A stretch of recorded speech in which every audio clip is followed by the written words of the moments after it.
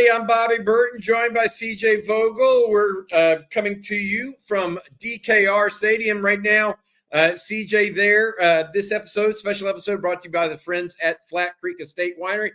Hey, CJ, I tell you what, you just got finished listening to Steve Sarkisian's press conference. The coach had a couple of quotes that I want to put out there. The games in November are the ones you remember. Steve Sarkisian getting a little quotey here today for us. What did you think overall of the press conference? And then we're going to share some of that press conference with the folks. Yeah, Sarkisian and the staff, they're happy to be back on the field. Texas coming off of its second and final bye week.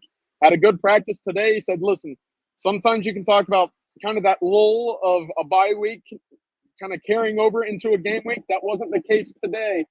Texas was back on the field, good intensity, good intent. Sarkisian mentioned that several times. And to your point, Bobby, a lot of football to be played and a lot of memorable matchups on the schedule left for the Longhorns in November, and they're preparing for it. All right, let's listen to the press conference, the opening statement here. Matt, our producer, has that dialed up for everyone.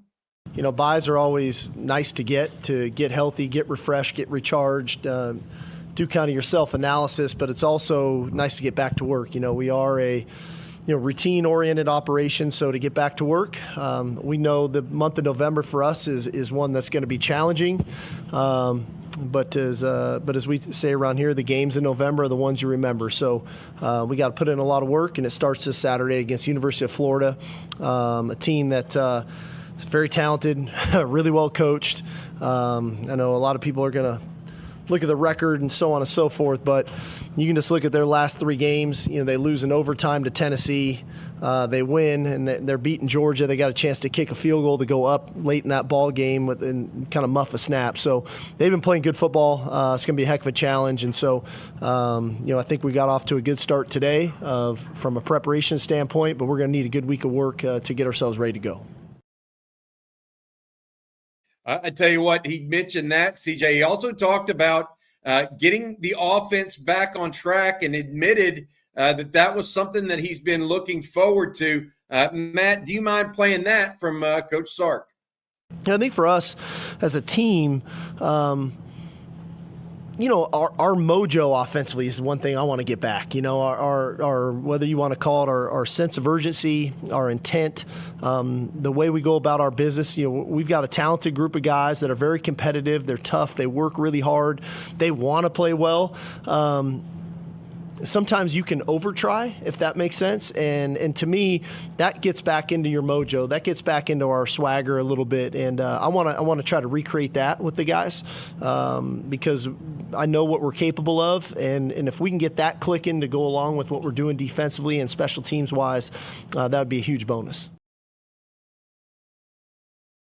Hey, we'll hear a little bit more from Sark later. One of the important things that he did say today, and we're going to go over a few of them, Andrew Makuba and Isaiah Bond, he gave us the latest update there. Share that with folks if you don't mind.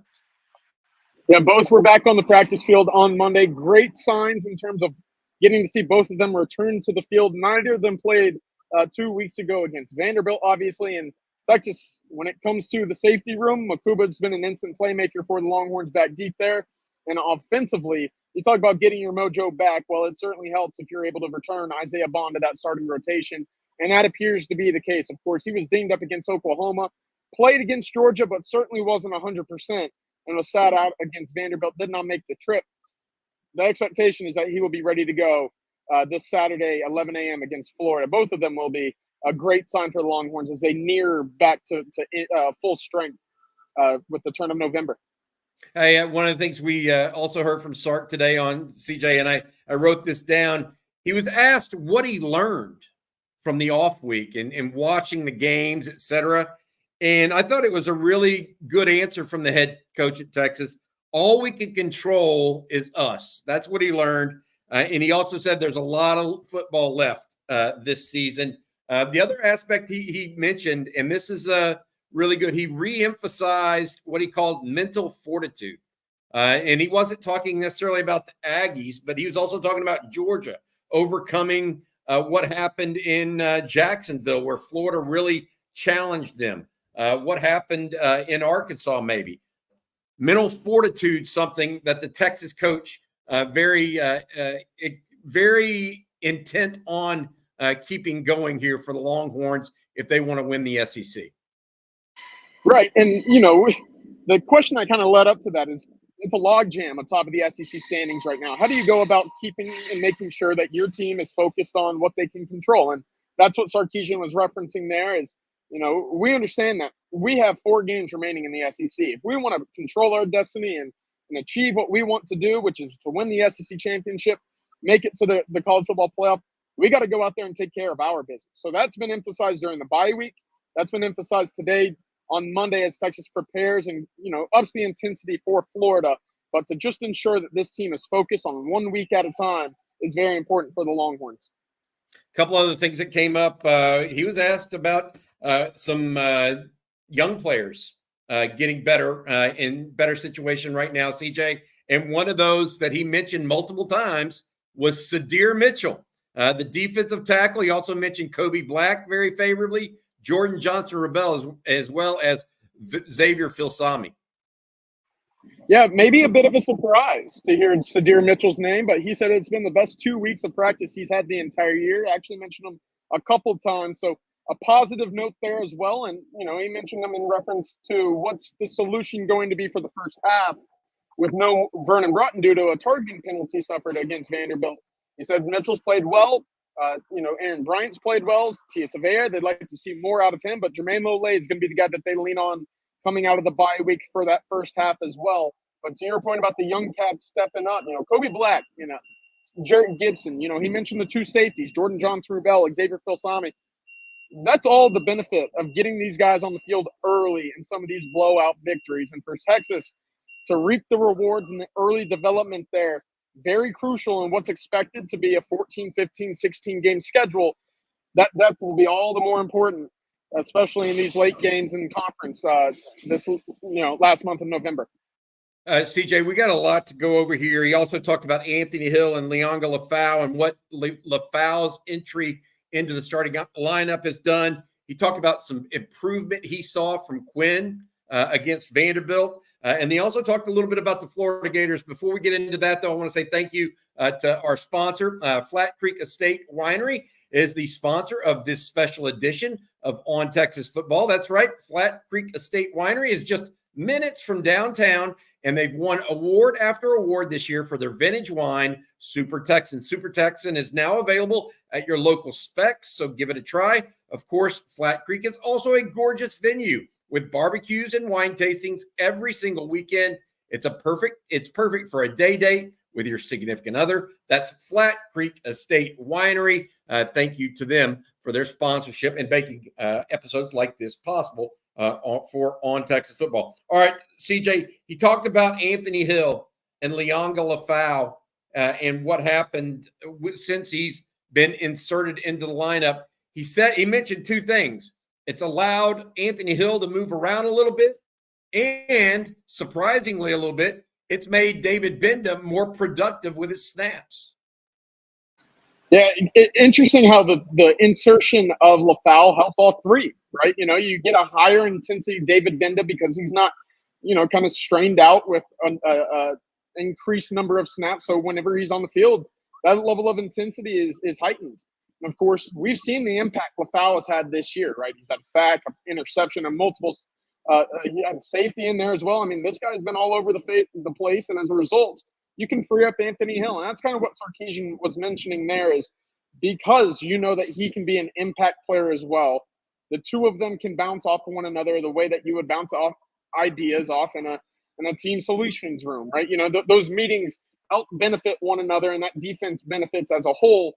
But Lafau to know that he's going to be in the right place, taking care of the right assignment, and then still have that impact, immediately. That's very important for the Longhorns, and it frees up Anthony Hill to do very much the same. Yeah, Lafau has moved in, and that moved Anthony Hill back to outside linebacker to be a little bit more of a disruptor, which is what we all thought he should be at some level. Just got to figure out exactly how he manages to do that. CJ, I can see you're fighting the rain, a little storm rolling through Austin right now. glad you're undercover there. Another thing that he talked about the improvement on in the press conference was Quinn Ewers and what he saw from the quarterback. He started talking a lot about improving his base and his throwing platform and how he's getting the ball out. That's what he really saw from the Texas quarterback against Vandy that he liked, that maybe he's starting to turn things around a little bit in that regard. Yeah, it's funny. I like referencing Sarkisian's comment a few weeks ago about Monday morning quarterbacks, right? And, it's very easy for us to sit back and critique the throws that didn't go Texas's favor out of Ewers' hand. But, for Sarkisian to be the guy that sits back, watches the tape, and has the final judgment, he said he was pretty pleased with the performance from Vanderbilt out of Quinn Ewers. Of course, he said that the base and the feet looked good. And I think, again, that's kind of been one of the critiques that, folks at home like to have us. We critique Quinn. Everything that goes into being a quarterback, it's under a magnifying glass a little bit harder.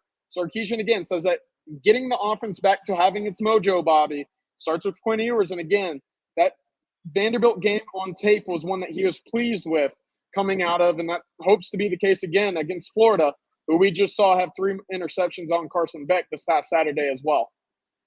I tell you what, Quinn Ewers needs to keep improving if Texas wants to end up in the SEC championship. That's another thing Sark said that I thought was really interesting. He goes, look, I know people said it's all about the college football playoff. I'm one of those that think the college football playoff's more important than the SEC. Sark said that's not how it's going to be around here. We're going to shoot for the SEC championship first and foremost, and then let the chips fall where they may. Look, you never go wrong shooting for the sun if you hit the moon on the way, right?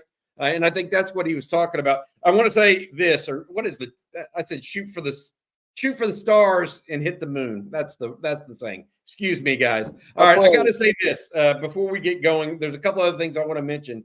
Sark also is looking for improvement in other areas, including penalties and what they can do on offensive line and protection.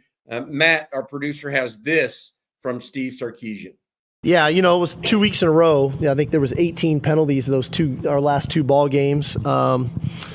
Some of which, we really try to minimize the pre-snap stuff, the stuff, the lining up offsides, the jumping offsides, and then trying to look at our fundamentals and techniques on some of the things that happen in play. And I think we've addressed those things pretty well about, hand placement from the offensive line perspective, in the secondary, getting our head around when we're in phase on the deep ball. We've been really good, as aggressive as we've been of getting after the quarterback. We've been good about not targeting people and doing those types of things. So we just got to get back to our fundamentals, our beliefs, and how we go about our business, and I think we'll be okay. About taking care of their own business. Let's look a little forward to Florida, though, because he did have some comments there.